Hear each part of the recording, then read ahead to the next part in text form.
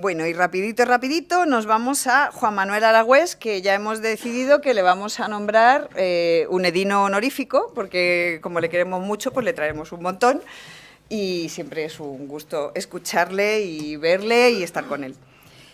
Él es profesor en la Universidad de Zaragoza, como yo creo que muchos sabréis. Hizo una tesis sobre Sartre y sus líneas de investigación actuales pues, giran en torno a la construcción de subjetividades antagonistas desde un punto de vista ético-político.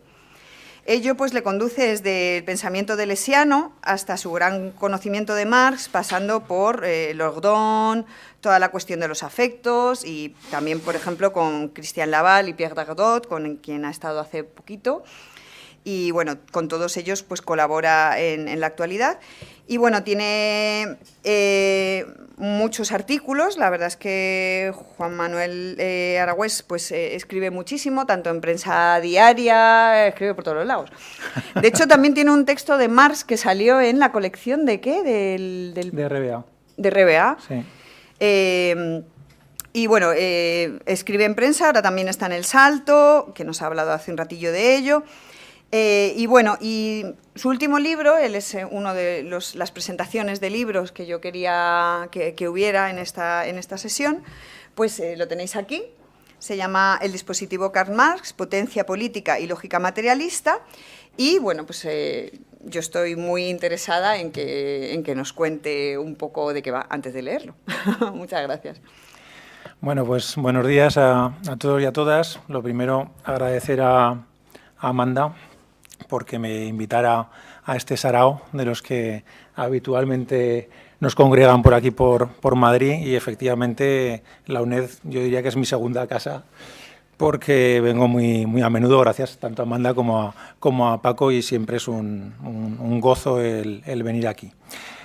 Bueno, pues sí, cuando me dijeron que viniera y hablar de mi libro, pues dije, no sé, qué evento más umbraliano, ¿no? Aquí hay que venir y yo voy a hablar de mi libro. Pues efectivamente voy a hablar de mi libro, y hasta voy a hablar de mi libro con la imagen del libro. ¿Y por qué con la imagen del libro? Pues porque voy a hacer una reflexión a partir de esa imagen, que es una imagen desde mi punto de vista muy potente, y que dice mucho sobre el propio libro. Yo cuando lo escribí, pues inmediatamente se me ocurrió la posibilidad de que la ilustración de portada la hiciera un pintor, que es cuñado mío, y al que quiero muchísimo, Manuel Martel es francés, un pintor dominguero, como dice él, porque no se puede dedicar profesionalmente a la cuestión, pero que yo creo que es de una brutal inteligencia. Yo sabía que era un riesgo, porque conozco la orientación de la pintura de Marteles, pero lo asumí y creo que el resultado ha sido... A mí me encanta esta portada, y no solamente me encanta visualmente, sino creo que ha sabido sintetizar muy bien el contenido del libro, dado que también es fruto de un diálogo que mantuvimos a través de correos electrónicos a altas horas de la madrugada, pues estableciendo matizaciones y haciendo comentarios sobre la misma, ¿no? Por eso la voy a mantener como fondo, porque mi intervención va a ser en realidad una explicación de esta portada y de las implicaciones teóricas que ella tiene, ¿no? Si os fijáis, lo que tenemos en la portada en primer lugar es un óculo central con un Marx que, si no lo veis con precisión, lo que está haciendo es cortarse las uñas. Es un Marx que se está cortando las uñas de los pies. Es decir, es un Marx irreverente. Si ahí se ha cortado la imagen. ¿Ah, se ha cortado? Sí, en ese se ha cortado. Igual si le das al zoom... mira, le voy a dar... Sí, dale un poquito al zoom y igual se ve mejor. Sí, pero yo no puedo controlar el zoom. Ahí le doy un poco más, ¿no? Para que veamos hasta el... Sí, porque lo que interesa es exactamente eso. Bueno, pues sí, ahí veis a un Marx que está cortando las uñas de los pies, ¿no? Es decir, un Marx absolutamente irreverente y en una posición, desde luego, no habitual. ¿Por qué?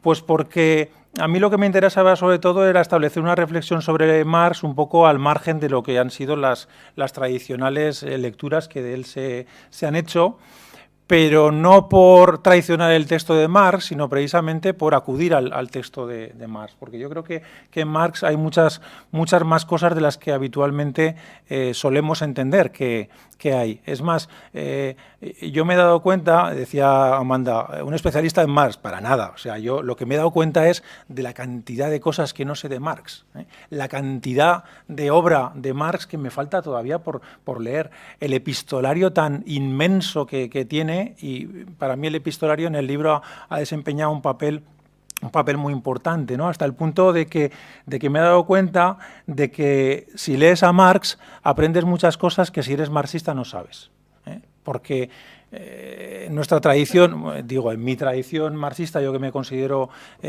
marxista, aunque las etiquetas no me interesan demasiado desde hace muchísimo tiempo, sin embargo se articulan una serie de tópicos que finalmente lo que consiguen es presentarnos un Marx absolutamente plano y desde mi punto de vista desvirtuado, ¿no? Y por eso me interesaba pues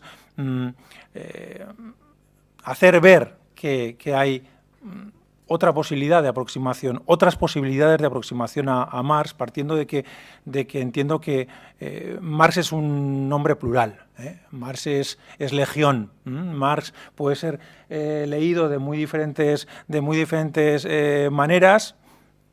Se puede extraer una lectura mecanicista, economicista, dogmática de Marx, que yo entiendo que ha sido la dominante, y eso tiene sustento en sus textos, eso tiene sustento en sus textos, se pueden sacar textos que nos lleven en esa dirección. Yo creo que porque juegan ahí muchas inercias de la modernidad, de las que Marx evidentemente no se puede desprender, porque Marx es un moderno crítico, pero un moderno que apunta a la superación de la modernidad, pero un moderno. Pero también hay ciertos textos que permiten apuntar en una dirección diferente a la que habitualmente solemos utilizar cuando trabajamos con Marx o cuando abordamos a Marx desde una perspectiva más escolar o más de manual. Decía que el óculo central es Marx cortándose las uñas, y veis que está acompañado de dos óculos laterales. Voy a hacer un recorrido que saldrá por la derecha de Marx e irá a acabar al óculo que se encuentra a su izquierda. El que está a su derecha es una especie de metáfora de algo que a mí me ha acompañado siempre en mi reflexión teórica, bueno, siempre no, pero durante mucho tiempo, que es la cuestión de la subsunción, el tema de la subsunción real más efectivamente, y ese óculo con ese ojo, además inserto en él, pretende ser una metáfora de la subsunción real, es decir, de la potencia de construcción de subjetividad del capital, algo que Marx tuvo ya la capacidad de comenzar a perfilar en ese capítulo sexto inédito del Capital, es decir, en los años 60 del siglo XIX, Marx ya empezó a intuir una posible sociedad futura. Él entendía que sobre todo atravesada por la técnica, cuyo resultado sería que habría un proceso tan potente de construcción de subjetividad que cualquier antagonismo quedaría borrado. Y a eso es a lo que él llamó subsunción real, aunque le dio una dimensión más económica a la cuestión. Claro, como mi pretensión era traer a Marx al siglo XXI, ponerlo a jugar con nuestra situación política contemporánea, utilizarlo como herramienta de intervención política y social, una de las preguntas que yo me hacía era ¿cómo hubiera aterrizado Marx en nuestras sociedades contemporáneas? ¿Dónde hubiera puesto el foco? Y creo que en el ámbito de la subsunción real, pues Marx hubiera prestado una atención privilegiada al tema de los medios de comunicación de masas. Creo que Marx en nuestra sociedad hubiera hecho una potentísima reflexión sobre el papel de los medios de comunicación de masas como instrumentos de construcción de subjetividad. Porque hay un concepto que Marx utiliza mucho a lo largo de su obra, y que a mí me gustaría rastrear más en profundidad, que es el concepto de vida. El mecanicismo marxista siempre ha intentado entender el pensamiento como un efecto de la posición económica del sujeto, ¿no? Pero Marx y Engels, en la ideología alemana, cuando hablan de la conciencia, la entienden como un efecto de la vida del sujeto. Dicen la vida, dicen la vida, con toda la complejidad que ese concepto cobija. Claro que la vida de un trabajador del 19, que pasaba 10 horas al día en una fábrica y descansaba a lo sumo un día a la semana, pues esa vida era una vida fundamentalmente económica, fundamentalmente de producción. Pero evidentemente ese concepto de vida traído al siglo XXI haría que la reflexión marxiana, como ya lo es en su momento, fuera una reflexión mucho más abierta. Y yo creo que en nuestras sociedades contemporáneas un elemento fundamental y constituyente de nuestras vidas son los medios de comunicación. Nuestro tráfico con la comunicación, con la tecnología, es un tráfico constante que nos constituye de una manera tremendamente potente. Pero es que Marx ya hace una analítica de la importancia de los medios de comunicación en su época. No en vano Marx dedicó muchas horas de su vida al periodismo, y hubo una etapa en la que fundamentalmente vivía de su colaboración con periódicos, fundamentalmente con periódicos norteamericanos. Pero claro, su vínculo con la prensa es un vínculo fundamentalmente político. Él es consciente de la tremenda importancia que tiene la prensa como instrumento para transmitir una posición política. Esto en una época en la que el único medio de comunicación existente era la prensa, el escrito. Por eso digo que si trajéramos a Marx al siglo XXI, su reflexión sobre yo creo que Marx estaría empeñado en crear una televisión. Y sabría que sin producir una televisión es imposible cualquier discurso de construcción de subjetividad. Nos sorprendemos de cómo la derecha nos gana el terreno, pero es que tiene todos los instrumentos de construcción de subjetividad de esta sociedad. ¿Cómo queremos generar hegemonía? ¿Cómo queremos generar discurso antagonista? ¿Cómo queremos generar sujeto antagonista si no tenemos los instrumentos de construcción de ese discurso y de esa subjetividad? Fijaos lo que apunta Marx en una carta que dirige a Kugelmann en 1871. Dice Marx: se ha creído hasta ahora que la mitología cristiana bajo el Imperio Romano fue solo posible porque todavía no se había inventado la imprenta. Es todo lo contrario. La prensa cotidiana y el telégrafo que difunde sus inventos en un abrir y cerrar de ojos por todo el globo fabrican más mitos en un día que lo que antaño se podía fabricar en un siglo.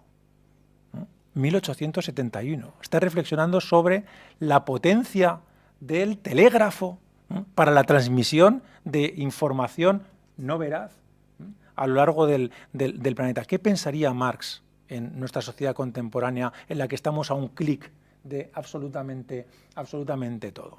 Marx está apuntando aquí a un concepto que a mí me parece fundamental, que es el concepto de simulacro, muy utilizado en la sociología de medios de comunicación, es decir, la capacidad de los medios de comunicación no para reproducir, representar la realidad, sino para producir realidades, para crear realidades y con ello efectos políticos. Remito como ejemplo maravilloso del tema del simulacro a este cuentito de Borges y Bioy Casares que se titula Es Percipi, ¿no? en el que cuenta la historia de un aficionado al fútbol que de repente se da cuenta de que su estadio que el estadio de fútbol de su equipo ya no existe porque no existe, y acaba enterándose por boca del presidente del club de que el fútbol hace decenios que no existe y que lo que él oye en la radio y ve en la televisión no es más que una ficción generada para entretener a la gente, ¿no? Es decir, el simulacro, la producción de realidad por parte de los medios de comunicación. Pero hay otro elemento en Marx tremendamente importante, y que también podríamos vincular en la actualidad con los medios de comunicación, que es el hecho de que Marx entiende que el deseo es una producción social. El deseo es una producción social, el deseo en el ámbito del consumo es el efecto de una producción social. Es decir, no se produce lo que se desea, sino que se desea aquello que es producido. Y que, por lo tanto, el capitalismo lo que provoca, lo que incentiva, es una constante producción de necesidades, una constante producción de deseos. Dice Marx, en este caso los manuscritos del 44. En el capitalismo cada uno especula sobre cómo crearle al otro una nueva necesidad, para imponerle un nuevo sacrificio, para darle a una nueva dependencia y para seducirle con nuevos placeres. A lo que añaden los Grundrisse, la producción engendra como necesidad en los consumidores los productos creados por primera vez por ella como objetos. Es decir, es el proceso de producción el que genera deseos. Y en nuestras sociedades contemporáneas, el instrumento fundamental de génesis de ese deseo en la subjetividad es a través de los medios de comunicación. Con lo cual entiendo que Marx, un Marx del siglo XXI, prestaría una atención fundamental a esos medios como expresión de ese óculo que coloco ahí, ese óculo de la subsunción real y que produce estos sujetos alelados, podríamos decir, estos sujetos blancos que veis ahí, que van deambulando por la portada de manera un tanto sin orden ni concierto, y que están sometidos a los designios del capital. En la portada podemos ver también una especie de tablero de ajedrez. Esto es una concesión a nuestra terminología política contemporánea, aunque cada vez utilicemos menos lo del tablero. Un tablero de ajedrez en el que aparecen varios protagonistas que yo quiero glosar aquí, ¿no? En primer lugar, podéis reconocer ahí claramente a Baruch Spinoza, ¿no? Spinoza es un autor que no tiene una presencia demasiado evidente en Marx. No es demasiado citado por Marx. En alguna ocasión sí que lo es, pero no es citado de una manera constante. Sí que es cierto que hay un interés por Spinoza en Marx que se sustancia en el hecho de que en los primeros años 40 Marx hace una lectura de varios textos de Spinoza, en concreto del Tratado Teológico Político, y redacta un cuaderno Spinoza, por Marx, dice él, en el que va recogiendo fragmentos del Tratado Teológico Político. Es decir, que le presta una atención a Spinoza en esta época. Pero yo creo, y es uno de los empeños del libro, que es posible establecer, y necesario, una línea materialista que trace un vínculo entre Spinoza, Marx y Nietzsche. Ese es uno de los intereses del libro, trazar esa línea materialista, porque Marx y Nietzsche, en cierto modo, consiguieron acabar con lo que Althusser anunciaba en ese maravilloso texto del materialismo del encuentro, en el que habla de la línea subterránea del materialismo del encuentro, ¿no? Yo creo que Marx y Nietzsche lo que consiguen precisamente es que ese materialismo que había sido subterráneo, incluso con Spinoza, pueda aflorar y ya no pueda volver a ser metido bajo tierra, haya tenido que ser a partir de ese momento tenido en consideración.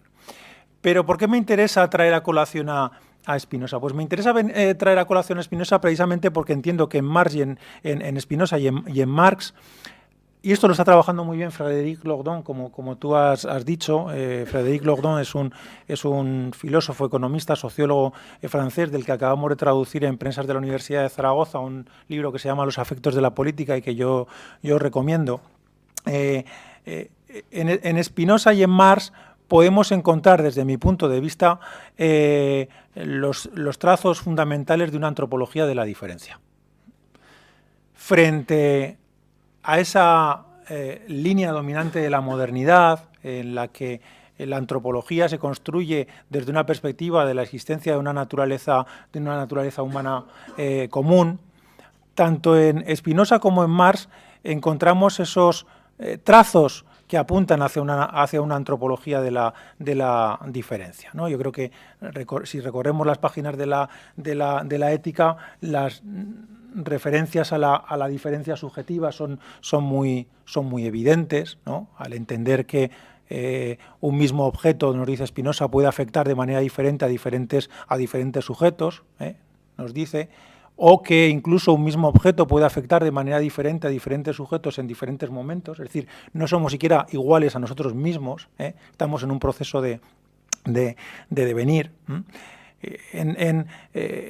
Spinoza en algún momento dice que la naturaleza humana es una categoría individual, es decir, que sin ninguna duda en Spinoza podemos encontrar esa referencia a una antropología de la diferencia. Pero lo que no es tan habitual es señalar esto en Marx, porque el marxismo dominante, muchas veces un tanto perezoso y poco atento, pues ha entendido que la mediación fundamental constituyente del sujeto es la clase.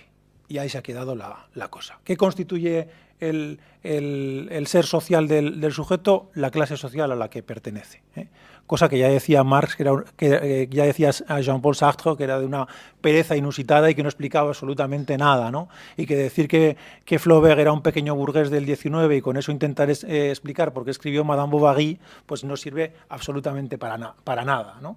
Y reclamaba Sartre una jerarquía de mediaciones, lo mismo, por cierto, que Lukács, porque a pesar del enfrentamiento que en un determinado momento hay entre Sartre y Lukács, yo creo que acaba habiendo una coincidencia en muchos planteamientos. Pero fijaos, vayamos a un texto muy concreto de Marx, la tesis sexta sobre Feuerbach. La tesis sexta sobre Feuerbach dice la esencia humana es el conjunto de las relaciones sociales. La esencia humana es el conjunto de las relaciones sociales. Es decir, Marx está remitiendo al sujeto al conjunto de sus relaciones sociales, no solamente a la clase social. Evidentemente que la clase social tiene un peso fundamental, sobre todo porque, como he dicho, la vida del sujeto, la relación social fundamental del sujeto en el 19 es su posición de clase. Simplemente por una cuestión cronológica del tiempo que pasaba en su puesto de trabajo. Pero Marx ya apunta que es el conjunto de relaciones sociales lo que acaba constituyendo al sujeto. Y no hay dos sujetos que mantengan las mismas relaciones sociales.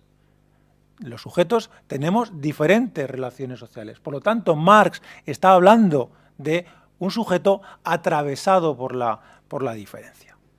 Es un sujeto atravesado por la diferencia. Y si trajéramos esto al siglo XXI y recuperáramos el concepto de vida y entendiéramos que el sujeto es el efecto de sus relaciones sociales y por lo tanto de su vida, creo que es bastante evidente el peso que en nuestra vida tienen en la actualidad, nuevamente vuelvo a decir, los medios de comunicación de masas, la tecnología de la comunicación y cómo eso nos constituye como sujetos, ¿no? Entonces, Spinoza y Marx resuenan de manera muy clara a la hora de reflexionar sobre una subjetividad atravesada por la diferencia, constituida por esa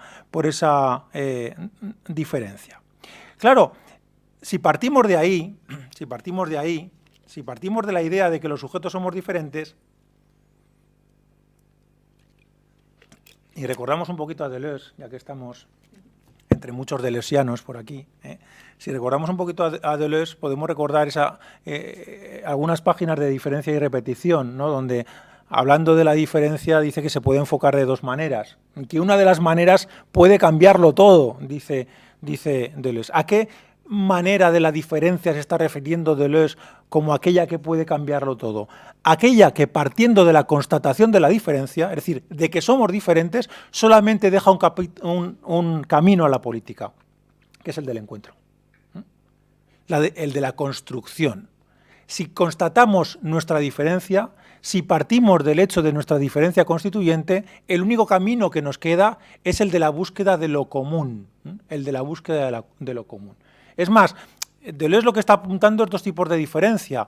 Una diferencia que podríamos llamar idiota, en el sentido etimológico del término, de idiom, de lo particular, una diferencia que se regocija en la diferencia, que busca la diferencia y que hace que yo me quiera diferenciar necesariamente de quien tengo al lado y que por lo tanto cortocircuita la política, y frente a esa, una diferencia que yo llamaría, utilizando un neologismo, koinota, que busca lo koinon, que busca lo común, que busca el encuentro. Y ahí está el reto político, ¿no? Que desde mi punto de vista también podría pasar por la captación de un concepto spinosiano como es el de conatus, pero para referirlo a lo colectivo y hablar del conatus de la multitud.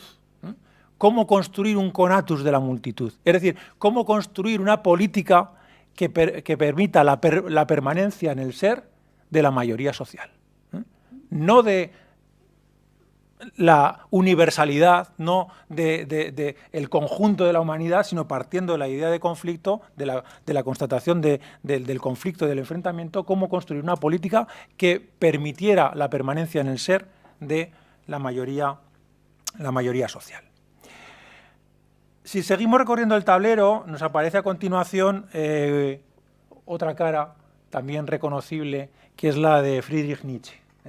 Y bueno, me interesaba, esto ya lo he apuntado de alguna manera, no quiero extenderme demasiado, establecer ese vínculo entre Spinoza, Marx y Nietzsche a través de algo que evidentemente les liga, que es el ateísmo.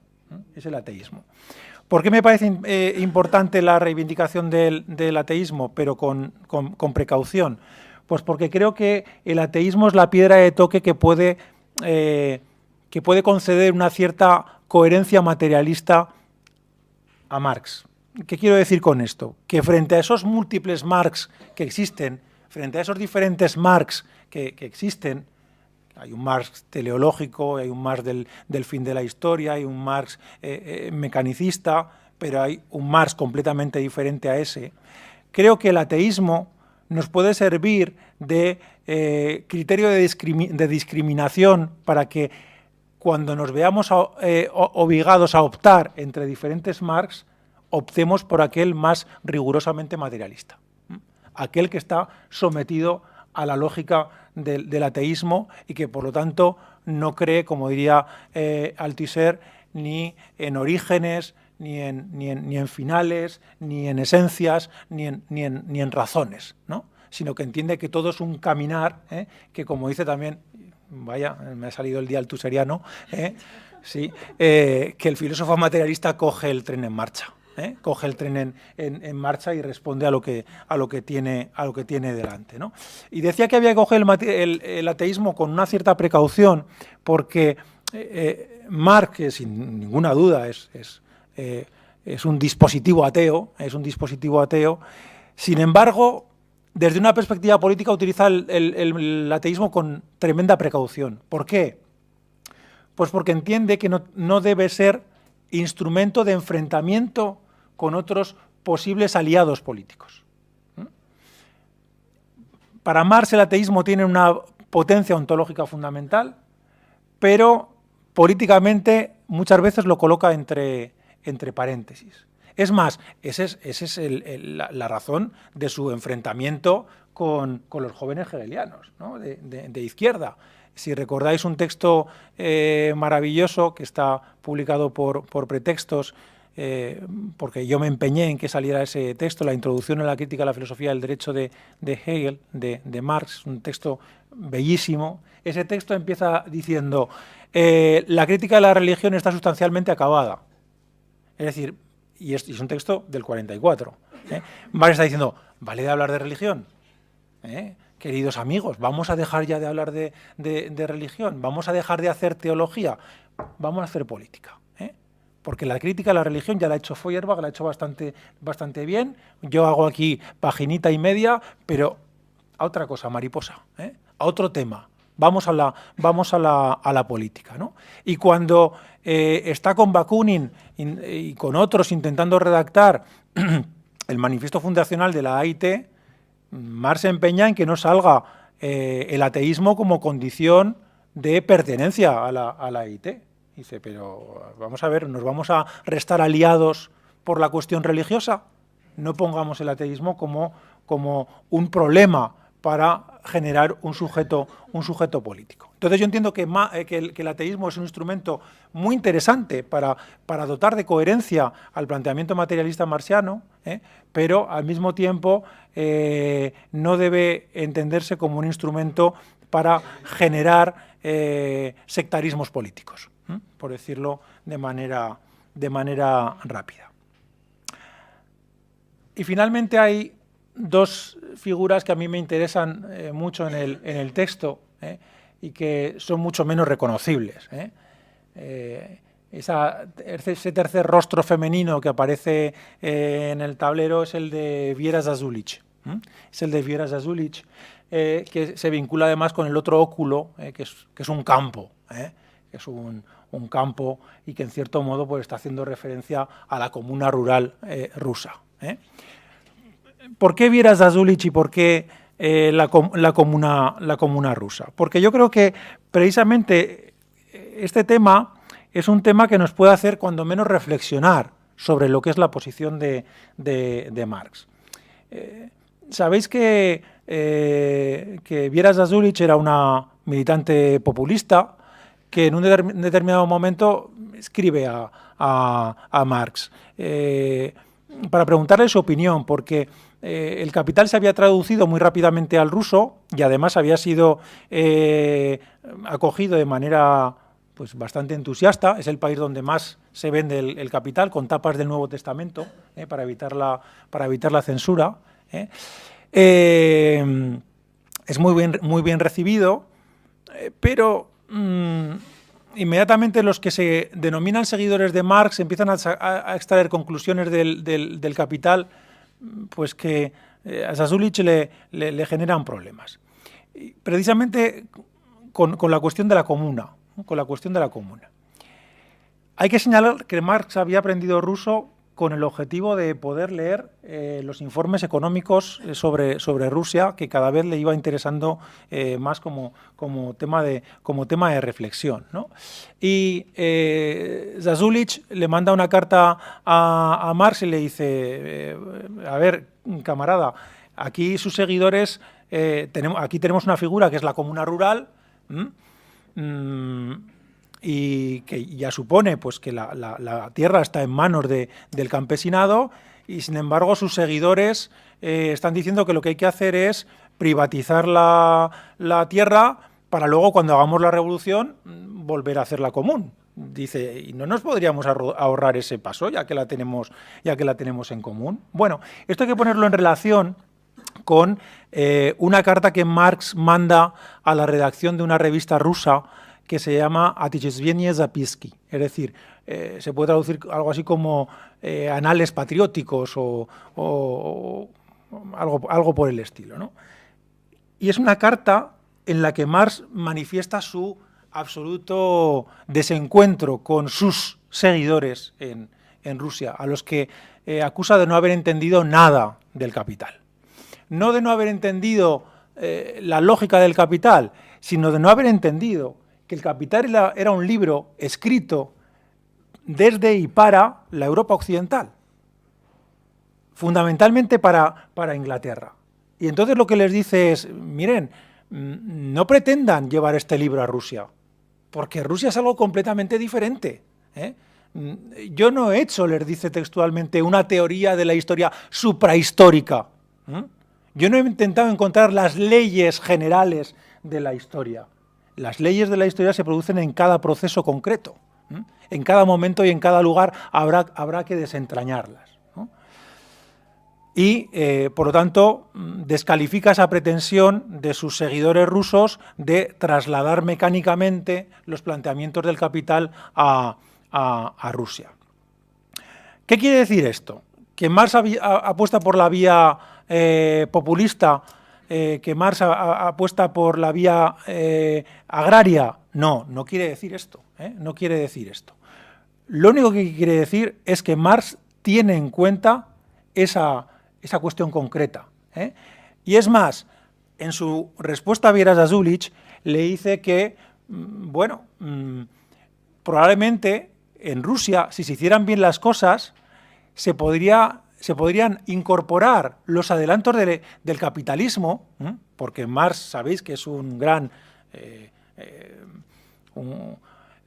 que realiza una alabanza del capitalismo como fuente de innovación social y productiva, que se podrían incorporar esas novedades, esos desarrollos del capitalismo, dice, sin pasar por sus orcas caudinas, dice textualmente, sin pasar por sus orcas caudinas.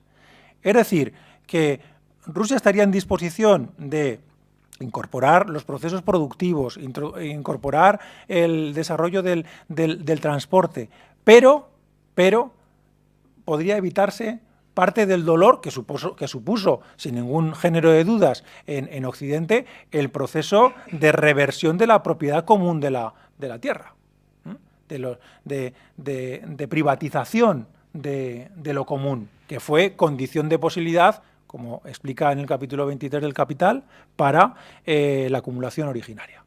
Acumulación originaria que no se hubiera producido sin ese proceso de expropiación de lo común y que se alarga durante varios siglos en Europa occidental, ¿no? Entonces, Marx apunta en esa dirección.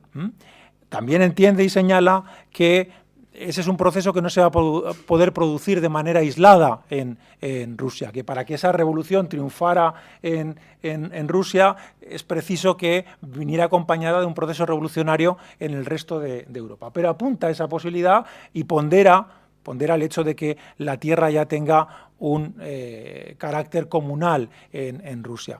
Hasta el punto de que yo diría que Gramsci está muy equivocado cuando dice que en Rusia se hizo la revolución contra el capital. Yo diría más bien al contrario, que en Rusia se hizo la revolución siguiendo las directrices del capital, y por eso se hizo de la manera en la que se hizo. ¿Qué es lo que hace Lenin cuando llega al poder? Privatizar la tierra, ante el escándalo, por ejemplo, de Rosa Luxemburgo. Claro, hay que entender la coyuntura, Lenin necesita aliados políticos y una manera de buscarse alianzas en el ámbito rural es esa privatización de la tierra. Pero no era esa la vía que parecía defender Marx en estos textos que intercambia con los revolucionarios rusos. Bueno, ahí tenemos una vía interesante de reflexión y de trabajo, y voy concluyendo. Yo creo que es importante también, y doy dos pinceladas para terminar y para dejar espacio al debate y para evitar que nos empiecen a rugir colectivamente las tripas aquí. Hay un hecho importante, y es que, como sabéis, hay ciertos textos de Marx que no son publicados hasta los años 30 del siglo XX. Los Grundrisse, los manuscritos de Economía y Filosofía, la ideología alemana. Textos que yo entiendo matizan mucho lo que ha sido el dogmatismo del marxismo oficial. El dogmatismo del marxismo oficial y sobre todo el dogmatismo del marxismo soviético. Desgraciadamente estos textos llegan, desde mi punto de vista, históricamente un poco tarde. ¿Por qué? Porque es un momento en el que ya está construida la dogmática del marxismo. Es un momento en el que ya se han establecido los elementos fundamentales caracterizadores del marxismo. Y cuando nos encontramos con textos que cuestionan lo que ya era la ortodoxia, pues estos textos no desempeñan en ese ámbito teórico el papel que hubieran debido desempeñar, hasta el punto de que, como es evidente, estos textos, sobre todo donde actúan bien, es en lo que Perry Anderson llamó el marxismo occidental o en el operaísmo italiano. Yo creo que son textos fundamentales para releer a Marx, y que Marx debe ser leído en sus múltiples textos, y que hay que prestar muchísima atención, a mí me parece muy importante, a su epistolario. Porque el epistolario de Marx, como todo epistolario, pone los puntos sobre las íes en determinados debates y abre perspectivas pues, que quizá los textos no dejan tan claras, ¿no? Y yo creo que, y con esto termino, que esta perspectiva lo que nos permite es incidir en un debate que tenemos en la actualidad en nuestra sociedad, ¿no? en nuestra política. En los últimos tiempos estamos viendo, desde mi punto de vista, lo que podríamos llamar una especie de repliegue obrerista de una parte de la izquierda, ¿no? Con las críticas a la cuestión de la diversidad, o lo que podríamos llamar a las políticas de identidad, por entender que son políticas pues que, además de decir que hacen el juego al neoliberalismo, cosa que yo creo que es muy discutible, pues que atienden solamente a perspectivas particulares, es decir, a perspectivas, como yo decía antes, idiotas. Y sí que es cierto que ciertas políticas de la identidad tienen esa dimensión idiota, pero el obrerismo también tiene esa dimensión idiota. El obrerismo también es una política de identidad. Una política que entiende que solamente se puede hacer política desde la contradicción capital-trabajo. Y como el otro día decía una compañera en el congreso sobre Marx que tuvimos en Zaragoza, y a mí me pareció una afirmación muy interesante, la contradicción actual fundamental no es capital-trabajo con ser capital-trabajo, sino capital-vida, que es más amplia y recoge la contradicción capital-trabajo, ¿no? Entonces, desde esta lectura de Marx como un teórico de la diferencia, recordemos también que en su propuesta de sociedad comunista Marx la coloca bajo el precepto de cada uno según su capacidad, a cada uno según su necesidad. El comunismo no es una sociedad de la igualdad, eso es el socialismo, Marx lo deja muy claro en su crítica del programa de Gotha. En la dictadura del proletariado deberá haber una legislación igual para todos porque venimos de una situación de desigualdad. Y ahí deberá haber una legislación igual. Pero en la sociedad comunista, el principio que deberá regir esa sociedad es el principio de la diferencia, de cada cual según su capacidad, a cada cual según su necesidad. Desde mi punto de vista, leer a Marx desde la diferencia nos permite ponerle a resonar con lo mejor de la tradición materialista, con Spinoza, con Nietzsche, con Deleuze, y ponernos en la senda de una política coinota de búsqueda de lo común, de construcción de un proyecto común. Muchas gracias.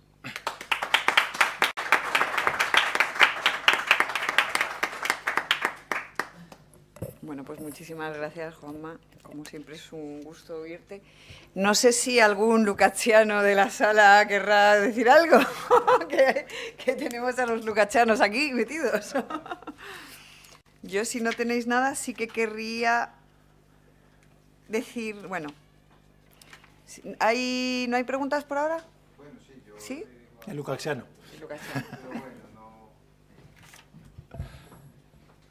Bueno, preguntas, reflexiones. Sí. Pues sí, con relación a las mediaciones que Lucas propone, efectivamente es en donde Lucas más profundiza en toda su obra, ¿no? en las mediaciones, siempre recordando ese tertium datum, que es la tercera vía que Lucas siempre encuentra en las cosas.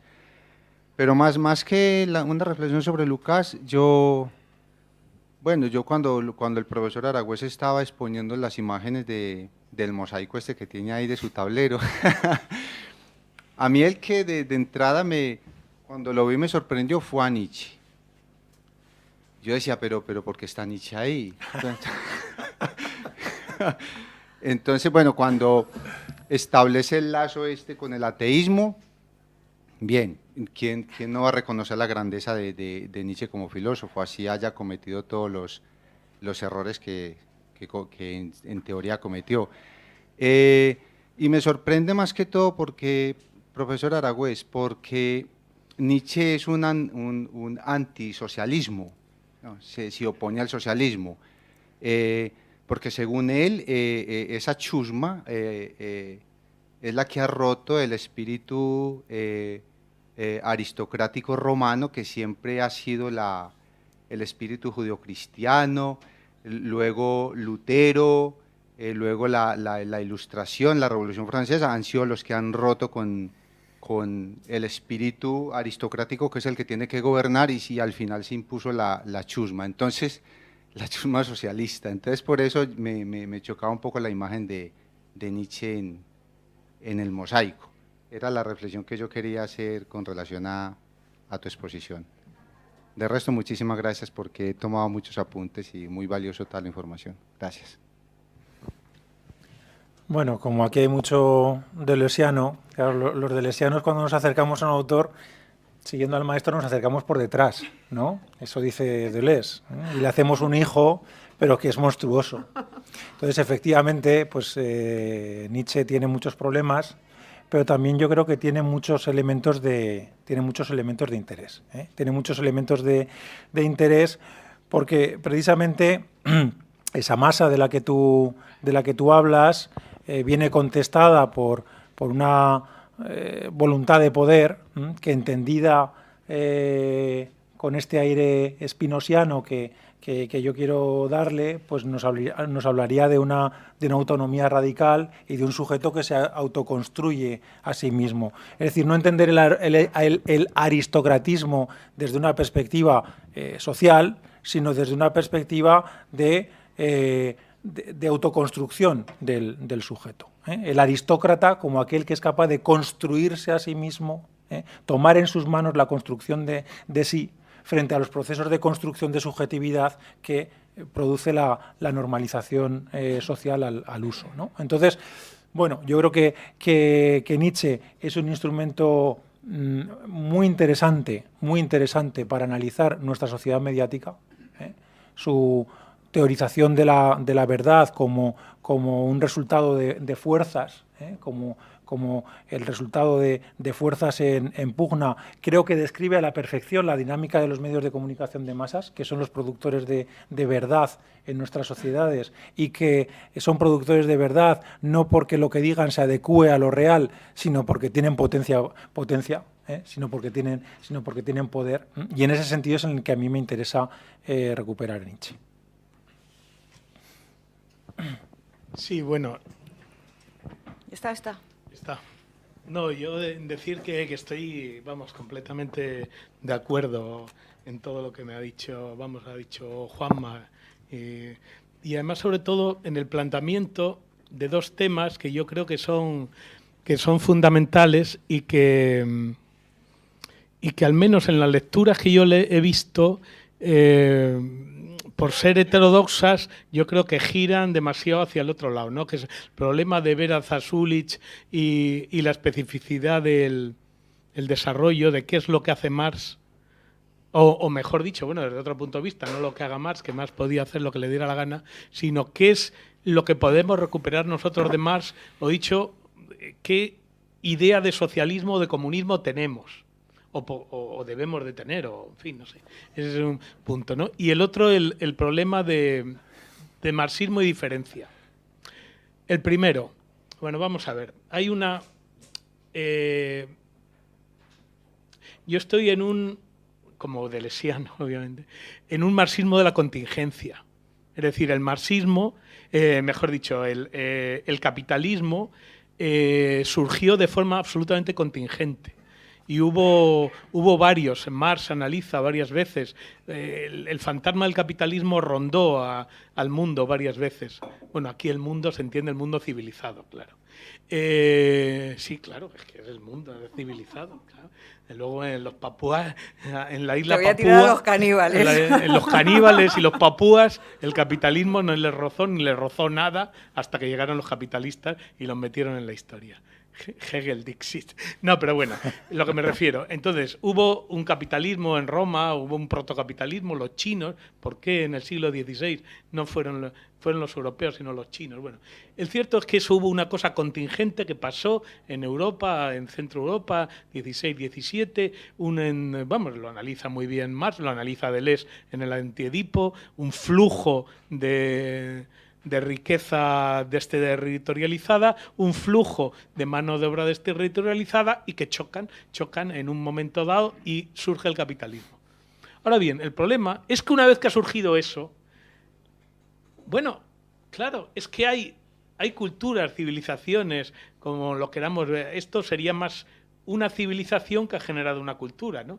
Pero bueno, o sea, aplicando esto, la civilización, el elemento económico y la cultura, el elemento estructural, como decíamos antes. Pero una vez que el capitalismo se ha desarrollado, digamos, ha generado unos mecanismos, una dinámica, lo que denomina Deleuze en contraposición a los sistemas precapitalistas que se dirigen por códigos, una axiomática, con una flexibilidad y una capacidad, bueno, pues que lo ha permitido dominar el mundo. Dominar el mundo de una forma que Marx vio hace 200 años y que ahora nosotros estamos comprobando lo que Marx intuyó, ¿no?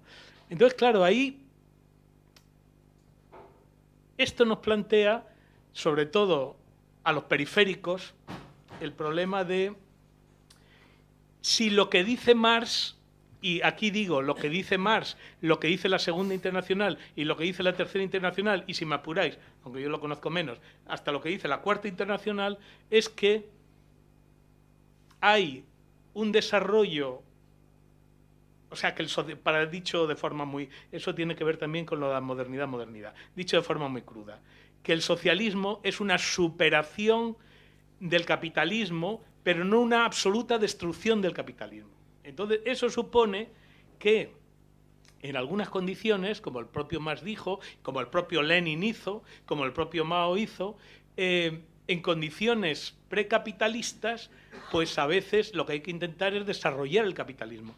O, si lo queremos más en plan culture, más que en civilización, en condiciones preburguesas hay que desarrollar la burguesía.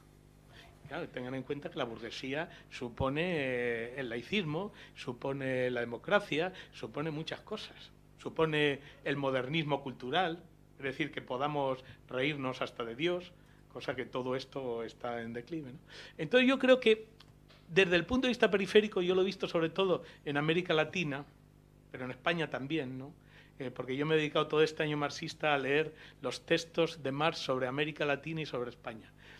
Y claro, el problema ahí es los periféricos. Si el futuro que le esperaba o que le podía dar a los periféricos es repetir el proceso de la capitalista fundamentalmente el modelo inglés, o había saltos al socialismo sin pasar por ahí, ¿no? Y eso lo hace Verazas-Zulich y los populistas rusos en los años 20-30, en los años 70-80, lo hace Lenin y los populistas rusos en los años 20, luego se plantea con Mao, etcétera, etcétera, ¿no? Es decir, si nos podemos ahorrar el paso por el capitalismo. Claro, y ahí es un problema que tiene que ver con qué idea de socialismo y de comunismo tenemos, claro. Porque cuando analizamos las revoluciones que ha habido, que en el mundo, o sea, las revoluciones no burguesas que ha habido, que es la soviética y la china, si me apuran, la cubana habría que dejar, bueno, pero la soviética y la china, que ha habido revoluciones, es evidente, eso es claro. Ahora bien, que eso haya sido socialista es la discusión, es mi discusión. O sea, que ha habido revoluciones es evidente, o sea, el autocratismo zarista fue destruido y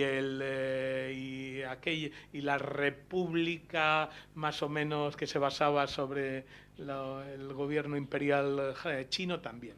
Ahí hubo revoluciones, pero que eso fuera socialista. ¿Y qué idea de socialismo tenemos? Una idea de socialismo que no sea una superación, absorción y desarrollo del capitalismo. O sea, vamos a ver, del capitalismo, entendámonos. Y, bueno, un minuto solo y luego...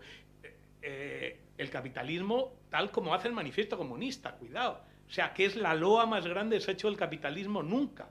Es decir, es lo fundamental, es mucho mejor que Friedman y que todos los adalides del capitalista, es Marx. Marx dice es que el capital ha sido genial, ha sido espectacular, ha disuelto, por cierto, esa frase que yo no la he encontrado en las versiones clásicas, la de que todo se disuelve en el aire, yo no lo he encontrado en las traducciones clásicas, al menos en la española no está, estará ahí de forma, pero bueno, la idea sí está. Entonces, esa es la gracia, es decir, dicho en deleuziano, el capitalismo ha sido capaz de construir axiomáticas flexibles y desarrollistas donde solamente había códigos rígidos y que se destruían, ¿no? Ahora bien, ¿por qué somos anticapitalistas? ¿Por qué es más anticapitalista? Claro, esto también supone una teoría de la historia, porque ha habido el momento que el desarrollo de las fuerzas productivas va más allá de las relaciones de producción. Entonces, lo que impulsaba se convierte en una rémora. Ya lo vio Marx en el año 70, en el año 80. Lo volvió a repetir Marcuse ahí en Berlín en el año 67, el final de la utopía. Lo que era utópico ahora ya no es utópico. Pero claro, el problema, entonces, ¿por qué somos anticapitalistas? No somos anticapitalistas en abstracto, porque nos repugna la burguesía, sino simplemente porque el capitalismo ha dejado de ser impulsor del desarrollo de las fuerzas productivas y de todo lo que lleva detrás. Es decir, se ha convertido en una rémora, se ha hecho conservador. Y un apunte solo. Una de las grandes incapacidades de la burguesía ha sido construir un equivalente ideológico propio. Y eso se ve en el fracaso de la Revolución Francesa. La Revolución Francesa no es capaz de hacer ni siquiera un calendario, ¿no? Les dura poquísimo, ni una ideología. El culto a Marte y todo, al final, en el campo de Marte lo han. Y al final, cuando va Napoleón y se corona Imperio Romano Germánico por la Iglesia, ahí vuelve. Es decir, la burguesía tira la toalla, no es capaz de hacer una ideología y vuelve a lo antiguo, ¿no? Entonces, eso, y luego la otra que tiene que ver esto también, en un sentido de la diferencia, lo del marxismo de la diferencia. Claro, es que ahí estamos en la de siempre. Claro, porque ahí ha habido, sí, un minuto, ha habido una especie de vuelta o hay una especie de decir que bueno, que hemos abandonado la discusión de la clase, que se ha abandonado del problema, como decían antes, de la redistribución frente a lo del reconocimiento. Y claro, pues ahí es que hay que hilar muy fino. En cierto sentido es verdad, lo que pasa es que también es verdad que tampoco puedes, precisamente porque las contingencias se estructuran. Es decir, que lo que empieza contingente genera necesidad. Entonces, claro, ahora sería absolutamente inviable, al menos desde un punto de vista progresista o emancipatorio, volver a un discurso puramente clasista. Eso es imposible.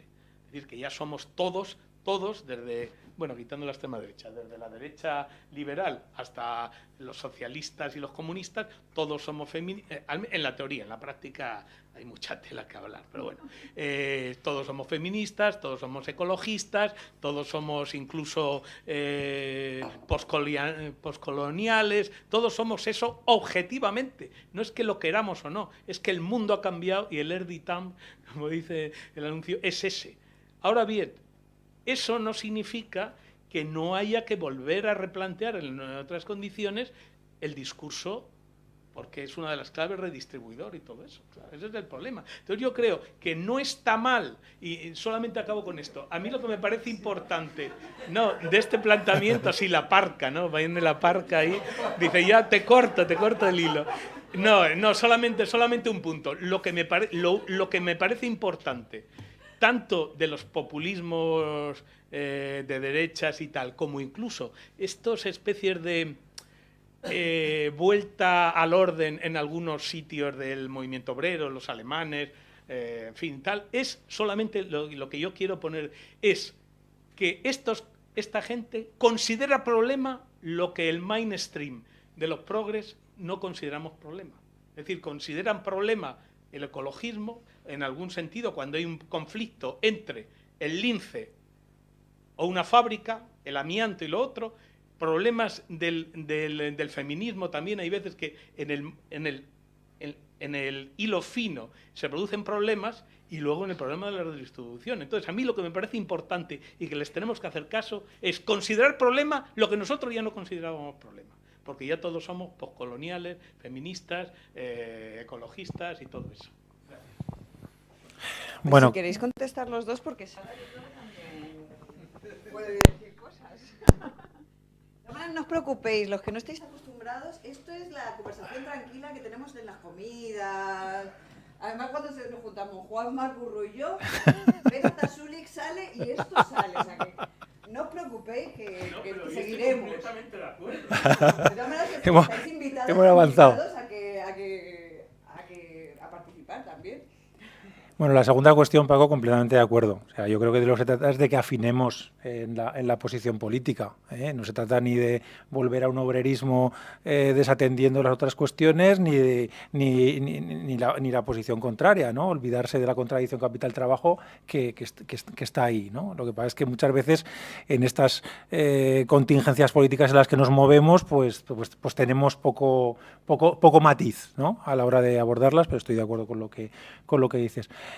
Claro, creo que la primera cuestión casi no tiene ni siquiera razón de ser en el mundo contemporáneo. Quiero decir, estamos en un mundo tan penetrado por el capitalismo que plantearse la posibilidad de que hubiera algún proceso revolucionario sin pasar por el capitalismo, pues ya... Pues entiendo que a Berta Zulik le pudiera preocupar esto. Que también la preocupación no es tanto si se puede saltar desde... Yo la leo así, si podemos saltar desde una estructura feudal al comunismo, sino si podemos mantener esta peculiaridad, porque yo entiendo que Berta Zulik y los populistas están por el proceso de industrialización, entienden que se va a generar una burguesía, etcétera, etcétera, ¿no? Y a mí lo que parece sobre todo interesante de Marx en esta polémica es el hecho de que lo que dice es vayamos al caso concreto, analicemos el caso concreto y resolvamos sobre el caso concreto. No hay leyes generales que aplicar, ¿no? Cuando yo creo que en nuestra tradición el discurso dominante ha sido mucho de tener una receta y quererla aplicar en todas partes, y eso es un absoluto desastre, ¿no? Es simplemente eso. ¿Es tarde? No sé. Si quieres decir algo, di, ¿no? Bueno, pues yo para terminar solo quería proponer dos cosas al hilo de lo que ha dicho Juanma. Yo, por lo que has comentado de la subsunción real y de los medios, se me han ocurrido dos cosas. O bien hacer un telemarx, o bien otra que a mí me gusta mucho, y es ¿por qué no nos convencemos quizá de lo contrario? A mí hay una cosa que siempre dice Deleuze, que cita a Godard en ella, y es deberían pagarnos por ver la televisión. Porque la verdad es que es una disciplina de la vida, casi como las de las 10 horas del trabajo, pero vamos como alegremente. Entonces, si incluso lo invirtiéramos o incluso decir, bueno, pues la renta básica ya está dada de antemano porque tenemos una disciplina mediático-televisiva de X horas, ¿no? Incluso, o sea, no sé si, porque no es tanto el contenido de los medios, sino también la forma, quiero decir. Cuando ya te estás poniendo ante una forma determinada, es muy difícil que los contenidos alteren esa misma forma, ¿no? No sé si lo estoy diciendo muy abstracto, tampoco quería gastar mucho tiempo, solo quería preguntaros, o si mejor telemarx, no sé. El día que hagamos una televisión será cuando ya nadie vea la tele, al paso que vamos, ¿no? Claro. Cuando yo hablo de este tema, lo que me refiero es a muchas cosas, ¿no? A muchas cosas, los propios videojuegos que transmiten valores. Los videojuegos transmiten valores sin ningún género de dudas. Y de la misma manera que los cuentos tradicionales, anda que no transmiten valores los cuentos tradicionales, ¿no? La princesa, el príncipe, la heterosexualidad. Yo intento ser muy terrorista con eso. Con mis hijas lo he intentado siempre, contarles historias pues que les hicieran ver otros modelos, y lo gracioso es que funciona, ¿eh? Y si funciona a escala micro, podría funcionar también a escala macro. Entonces, esa batalla nunca la hemos abordado, ¿eh? Nunca hemos tenido la disciplina de generar una cultura infantil alternativa, de pensar en videojuegos, a eso es a lo que me refiero. Hay una venezolana, Lorena Freites, que estaba de viceministra en no sé qué, y le leí una vez una cosa que me pareció muy interesante. Decía que que no se trata solamente de que seamos capaces de contar las cosas tal como nosotros pensamos que son, es decir, de dar información, sino que también, decía, hay que entrar en la batalla, decía, de las telenovelas.